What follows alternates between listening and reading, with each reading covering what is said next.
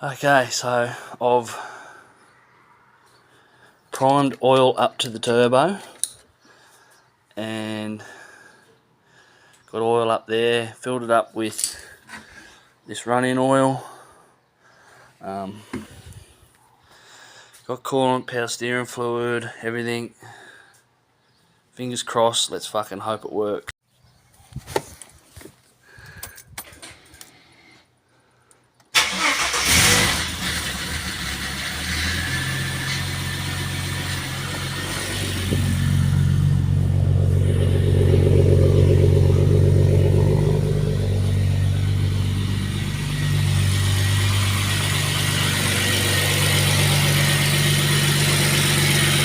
It's alive!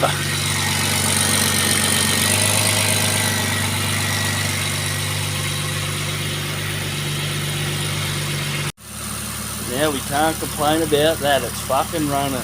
Fuck yeah, boy. Don't worry about the smoke, it's just burning off some fucking oil I spilled everywhere, but yeah, she's good. All fucking vital signs are pretty good, it's revving pretty good.